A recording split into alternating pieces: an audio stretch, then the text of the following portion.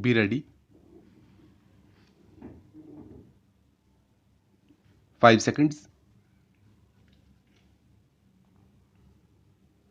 Start.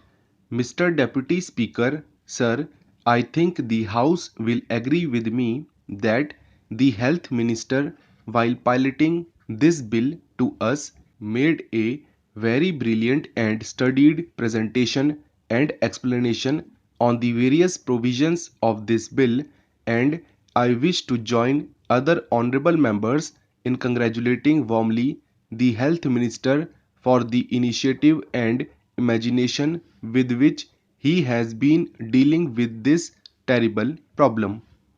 This is a good measure in the right direction because of the fact that several of the honourable members who have spoken before me have touched on the various aspects of the law. I would rather view this piece of legislation more from human and philosophical angles than from a purely legalistic angle. A piece of legislation such as this, which is a social economic legislation, obviously is to be preceded by public opinion and backed up too by public opinion.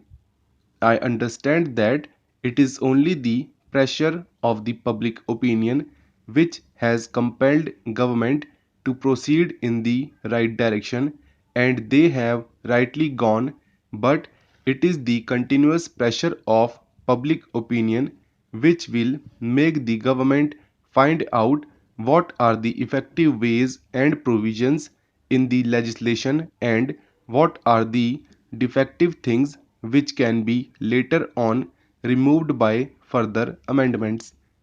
I hope the government will have a constant eye on how the public opinion reacts to the various legal and penal provisions contained in this measure. The post-war period, particularly since 1945, has been a period of tremendous advances in science and technology, but the trouble is that though science and technology have advanced, that advance is unaccompanied by an equally good advance in spirituality and truth. When science and technology, unaccompanied by spirituality and truth, go ahead, they create havoc sometimes, and one of the havocs created is what we see today, this adulteration in the spheres of food articles, drinks, etc.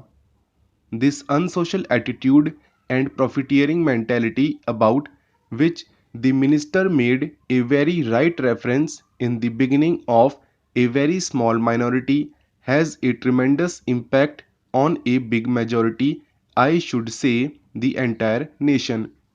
These unsocial and antisocial attitudes and activities have to go, but they cannot be vanished merely by legislation. They will ultimately go by the pressures of a very strong and continuously vigilant public opinion and enlightened public opinion all over the country. As I said, I was going to view the piece of legislation from a philosophical angle. I feel that today ours is not only an atomic age, this is also an age of indifference. Coupled with that, we now see that it is the age of adulteration, pollution, an age of abject pollution. We find that citizens, even when their interests are concerned, are not interested in trying to eradicate those diseases or those danger or defects. Ultimately, the state cannot do beyond a certain point. It is the citizens' rightful vigilance and active involvement which can really do a lot in terms of eradicating some of these social evils. Do we find adulteration only in food articles or only the drinks? I dare say adulteration and pollution are found these days in each and every field. Take the political field, the economic field, the social field, the educational, cultural, literary, and even religious fields. In fact, no field of human activity is today left out where there is not some kind of adulteration practiced. The trouble, therefore, is that when we are sitting in judgment over those food adulterators, we are forgetting that in every walk of life where we have certain things to project or inject into human activity, we are also responsible for a number of such crimes of adulteration. Therefore, I feel that when we look at this problem, we should not forget to look at this problem in its totality also. When it comes to food and drinks adulteration, I want to say that it is not only injurious to health, but it means slow and systematic and daily death.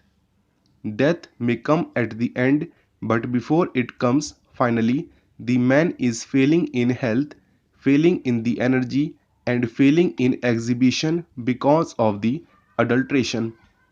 Therefore, I feel that if you want to tackle this problem, then the government must also, through this legislation, do two things. The minister has already made a mention of it. First is the implementation. Implementation must be quick and speedy, and we must guard against possible increase in corruption also, because after all, when the state's machinery, or any machinery for that matter, has to implement, we must not empower that machinery with such powers that the honest and the innocent are harassed.